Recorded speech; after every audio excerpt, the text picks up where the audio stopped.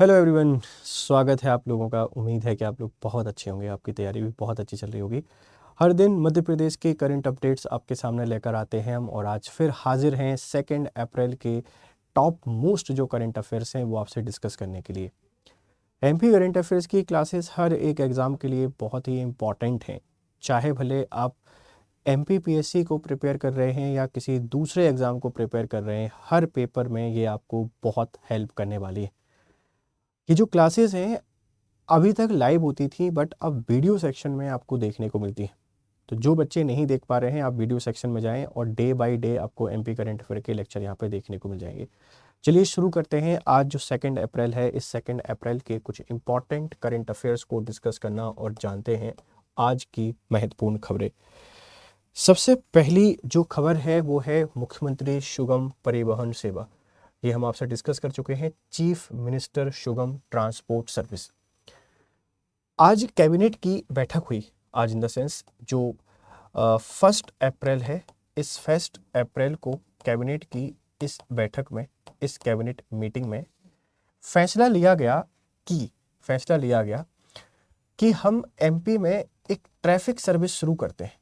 हालांकि ये traffic service state के द्वारा स्टार्ट नहीं हो रही है, इसको हम पीपीपी मॉड्यूल पर शुरू करेंगे। पब्लिक प्राइवेट पार्टनरशिप के आधार पर इस ट्रैफिक सर्विस को या ट्रांसपोर्ट सर्विस को शुरू किया जाएगा, इस बात को ध्यान रखना। तो कैबिनेट ने अप्रूवल दे दिया है। 1 अप्रैल को यह परमिशन हो गई है कि हम ऐसा कुछ काम कर रहे हैं, और इसके लिए बहुत स्पेसिफिक बजट भी अलोकेट कर दिया गया है, जिससे इंफ्रास्ट्रक्चर को बिल्डिंग कर सकें। अब आपसे कोई सवाल पूछ सकता है कि मुख्यमंत्री सुगम परिवहन जो सेवा है, इसका पर्पस क्या है, इसका उद्देश्य क्या है।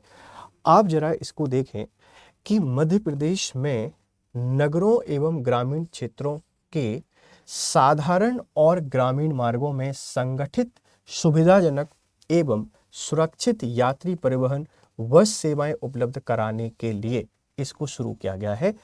ये जो स्कीम है या ये जो योजना है, इस योजना का पर्पस है rural and urban both transport facilities को हमको स्ट्रेंथन करना है, इनको बेहतर करना है। इसमें बहुत सारी चीज़ें इंक्लूडेड हैं, जैसे जो एरियाज़ हैं, जो सड़क नेटवर्क है, इसको बेहतर बनाना है। सुविधाजनक एवं सुरक्षित यात्री परिवहन बसें बनानी है। जो बसेस फैसिलिटी प्रोवाइड कराई जाएंगी वह कंफर्टेबल, एफोर्डेबल और सिक्योर एवं सेफ्टी का ध्यान रख के बनाई जाए। तो मुख्यमंत्री सुगम परिवहन सेवा का जो पर्पस है वो ना सिर्फ ग्रामीण है, ना सिर्फ शहरी है, दोनों क्षेत्रों को इसमें शामिल किया गया है। सड़कों का इंफ्रास्ट्रक्चर सुधारना है, बसेस जो हैं उनको भी हमको सेफ्टी स्टैंडर्ड के अकॉर्डिंग बनाना है, और पर्पस क्या है, ट्रांसपोर्टेशन में रिफॉर्म लेकर आना, ध्यान रखिएगा।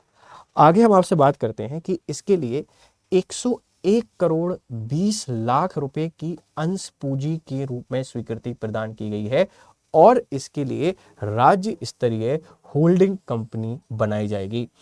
एक स्टेट लेवल होल्डिंग कंपनी का फॉर्मेशन भी यहाँ किया जाएगा। और स्टेट लेवल जो होल्डिंग कंपनी है, इसका पर्पस होगा कि जो ट्रांसपोर्टेशन है, इस ट्रांसपोर्टेशन को कैसे बेहतर बनाया जा सके, जो रूट्स हैं उनको कैसे डेवलप करें, जो चैलेंजेस आ रहे हैं उन चैलेंजेस को कैसे सॉर्ट आउट करें, बसेस जो हैं इन बसेस की सेफ्टी स्टैंडर्ड्स को कैसे इंक्रीज करें, कहाँ नीड है, ऐसा कौन सा एरिया है जहां ट्रांसपोर्ट सर्विसेज की नीड है, उसको आइडेंटिफाई करना, उसके लिए प्लान बनाना और उसको इम्प्लीमेंट करना। और किसी भी तरीके के चैलेंजेस अगर फेस करने को मिल रहे हैं, चाहे वो कस्टमर हो या ओनर हो, बस स्टॉप हो, किसी भी तरीके का, तो सभी तरीके की जो समस्याएं हैं, इन समस्याओं को टेकर करेगा स्टेट लेवल होल्डिंग कंपनी। हम इसको डिवीज़न और स्टेट लेवल पर 3 कैटेगरी में डिवाइड करेंगे। पहला स्टेट लेवल है, फिर डिवीज़न लेवल है, और उसके बाद जो डिस्ट्रिक्ट लेवल है, इस डिस्ट्रिक्ट लेवल में हम इसको डिवाइड कर देंगे। इस बात को थोड़ा सा ध्यान रखिएगा। तो ऐसी चीज़ें आपसे हो सकता है, जैसे मेंस एग्जामिनेशन आप लोग देने जाएं तो ये 7 नंबर में भी पूछा जा सकता है कि मुख्यमंत्री सुगम परिवहन सेवा क्या है, इसका पर्पस क्या है, या स्टेट लेवल होल्डिंग कंपनी क्या है, इसका पर्पस क्या है। 2 मार्कर में भी पूछा जा सकता है और प्रीलिम्स एग्जामिनेशन में आने की तो बहुत ज़्यादा संभावनाएं हैं। प्रीलिम्स में नहीं आएगा तो मेंस में 100% आ जाएगा, या दूसरे कोई जो पेपर होते हैं MPPSC के द्वारा कंडक्ट किए जाते हैं उन पेपरों में यहाँ से सवाल आने की पूरी संभावना है। तो आप इनको बहुत अच्छे से और इत्मीनान से पढ़ा करें। आगे हम आपसे बात करते हैं, ये पैसे की जो संख्या है आप इसको प्लीज़ ध्यान रखिएगा। मध्य प्रदेश मोटर यान नियम 1994, MP मोटर व्हीकल जो एक्ट है, इस एक्ट के जो रूल बनाए गए हैं ये रूल 1994 के आपको देखने को मिलेंगे। MP motor vehicle act formed in 1994, state government is going to amend और अपडेट दी रूल्स, राइट। तो मध्य प्रदेश सुगम जो परिवहन सेवा है, chief minister Sugam transport service, हम याद रखेंगे ट्रांसपोर्ट फैसिलिटी को स्ट्रेंथन करने के लिए, इंफ्रास्ट्रक्चर को बिल्ड करने के लिए और सेफ्टी स्टैंडर्ड के अकॉर्डिंग जो बसेस हैं इन बसेस को डेवलप करने के लिए इस प्रोजेक्ट को या इस इनिशिएटिव को यहाँ पे शुरू किया गया है। इसमें कितना पैसा लगेगा और कौन से एक्ट में हमको अमेंडमेंट करने हैं इसका अप्रूवल भी मिल चुका है। अब देखो, बस परिवहन अधोसंरचना के तहत ध्यान रखना, बस ट्रांसपोर्ट इंफ्रास्ट्रक्चर के तहत जो फैसिलिटी मिलने वाली हैं वह पब्लिक प्राइवेट पार्टनरशिप PPP प्रक्रिया से उत्कृष्ट गुणवत्ता एवं मापदंड का यात्री बस ऑपरेटर के लिए सुविधाओं का निर्माण किया जाएगा। पब्लिक प्राइवेट पार्टनरशिप एक PPP मॉड्यूल होता है जिसमें पब्लिक प्राइवेट पार्टनरशिप यहाँ पर होती है। पब्लिक का मतलब है कि यहाँ जो गवर्नमेंट है इस गवर्नमेंट की भागीदारी, और प्राइवेट का जो मतलब है वह है निजी क्षेत्र की भागीदारी। सरकार यहाँ रूल्स एंड रेगुलेशन पे काम करती है कि हम रूल्स और रेगुलेशन बना रहे हैं। इसी के साथ में ये जो गारंटी है कि अगर कुछ ऊपर नीचे होता है हम उसको देखते हैं, और टोटल जो इन्वेस्टमेंट है यह है इन्वेस्टमेंट हमें देखने को मिलेगा प्राइवेट सेक्टर का, निजी क्षेत्र का। जैसे आपने देखा होगा कि एक रेलवे स्टेशन है जिसे आप रानी कमलापति स्टेशन के नाम से जानते हैं। बहुत सारे लोगों को लगता है कि सरकार ने बेच दिया है, रेलवे बेच दी गई है, ऐसा बिल्कुल भी नहीं है।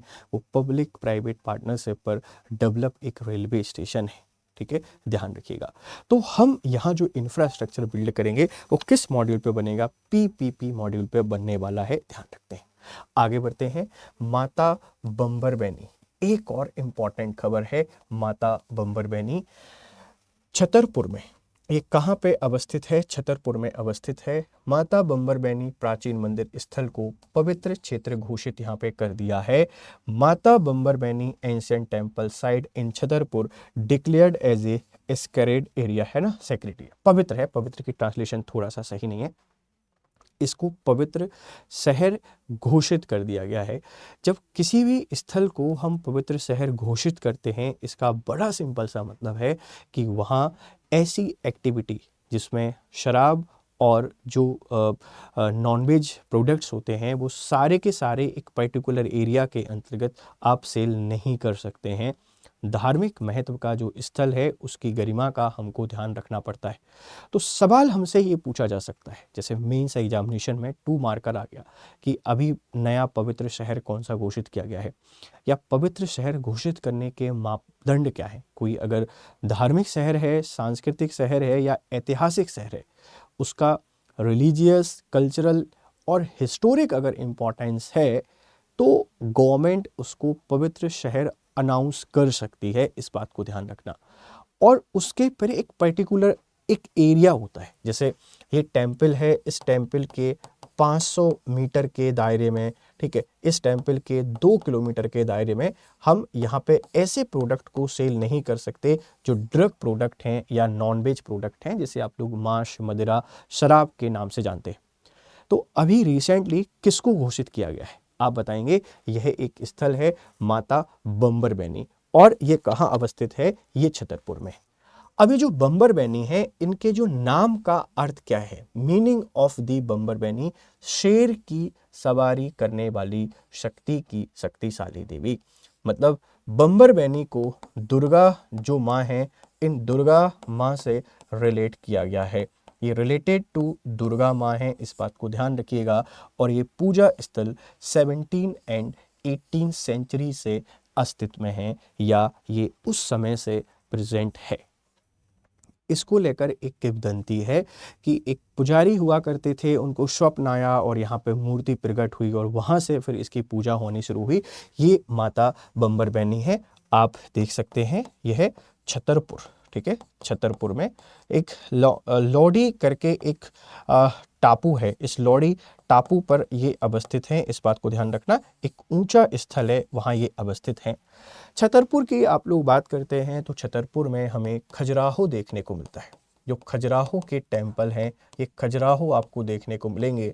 और खजुराहो के टेम्पल आप सबको पता है कि अद्भुत अद्भुत मंदिर कला का एक अनुपम उदाहरण है।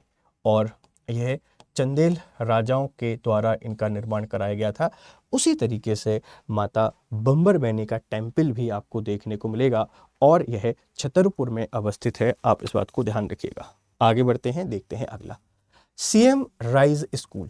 जो सीएम राइज स्कूल है, अब सीएम राइज स्कूल को अलग नाम से जाना जाएगा और सीएम राइज स्कूल कहलाएंगे संदीपनी विद्यालय। ये अपडेट है। संदीपनी विद्यालय मुख्यमंत्री डॉक्टर मोहन यादव ने बोला है कि अब जो सीएम राइज जो विद्यालय हैं, यह जाने जाएंगे संदीपनी विद्यालय के नाम से।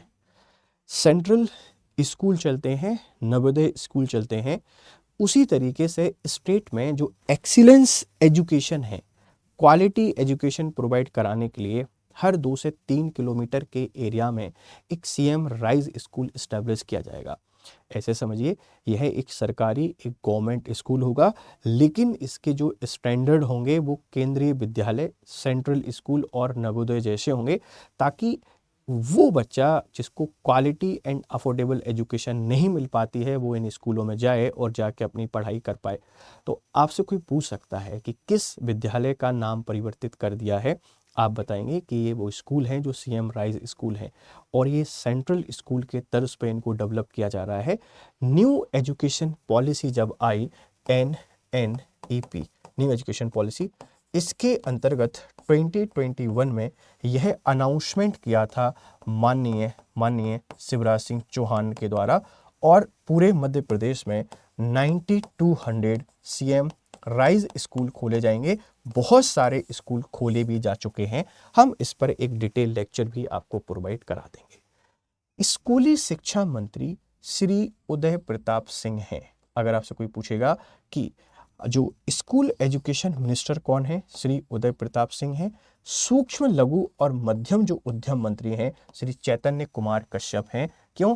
क्योंकि यह वोकेशनल जो एजुकेशन है, उस वोकेशनल एजुकेशन पे फोकस करते हैं कि हमें किस तरीके से व्यावसायिक शिक्षा बच्चों को प्रोवाइड कराई जानी चाहिए। तो सीएम राइज स्कूल एक इनिशिएटिव है मध्य प्रदेश सरकार का, इस बात को ध्यान रखना। उसका नाम बदल दिया गया है और संदीपनी विद्यालय इसलिए किया गया है क्योंकि मोहन यादव अपनी स्पीच में, आप जानते हैं मोहन यादव का थोड़ा स्वभाव, थोड़ी प्रवृत्ति, धार्मिक प्रवृत्ति, और हर जगह धर्म को वो हमेशा तवज्जो देते हैं। तो अब सीएम राइज का नाम भी बदल के संदीपनी कर दिया है। कहीं ना कहीं एक सीएम के पास ये भी रहता है कि पिछले सीएम ने जो लेगेसी बनाई है, उस लेगेसी को मैं कैसे ब्रेक डाउन करूं, क्योंकि Shivraj Singh Chouhan one of the most famous और मोस्ट लवेबल सीएम रहे हैं अभी तक मध्य प्रदेश के। हर कोई उनको सीएम के तौर पर देखता है। हम भी अक्सर जब पढ़ाते हैं तो जहां सीएम आना चाहिए वहां मोहन यादव की जगह कभी कभी मामा निकल जाता है, क्योंकि शिवराज सिंह चौहान इतने कनेक्ट थे लोगों के बीच में। तो उनके द्वारा स्टार्ट किए गए इनिशिएटिव का नाम अब संदीपनी विद्यालय कर दिया गया है। और आप सबको पता है कि संदीपनी आश्रम ये उज्जैन में अवस्थित है और ये वही प्लेस है जहां भगवान श्री कृष्ण और सुदामा जी और उनके बड़े भाई बलदाऊ जी ने शिक्षा ग्रहण की थी।